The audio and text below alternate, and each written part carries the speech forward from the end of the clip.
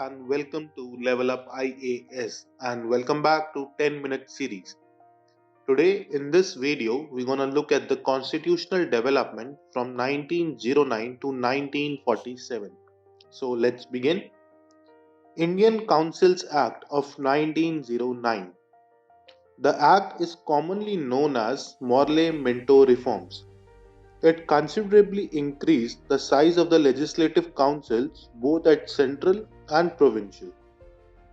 It introduced a system of communal representation for Muslims by accepting the concept of separate electorate.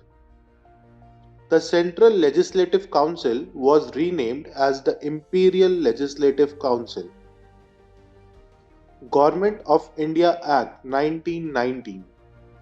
It is also known as the Montagu-Chelmsford Reforms. It further divided the provincial subjects into two parts, transferred and reserved. It introduced for the first time bicameralism and direct elections in the country. Out of 6 members in the Viceroy's Executive Council, 3 of them were Indians.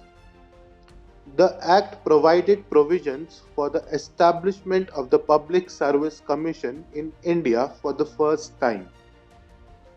It created a new office of the High Commissioner for India in London and transferred to him some of the functions performed by the Secretary of State for India.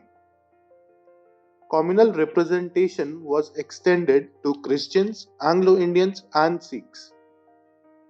Government of India Act 1935. The powers were divided into Federal List, Provincial List and the Concurrent List. It provided for the establishment of an All India Federation consisting of provinces and princely states as units. It abolished diarchy in the provinces and introduced provincial autonomy in its place and introduced diarchy at centre. It provided for the establishment of the Reserve Bank of India. This is a practice question for you to attempt. Give your answers in the comment section below and do like the video and subscribe to our YouTube channel. Thank you.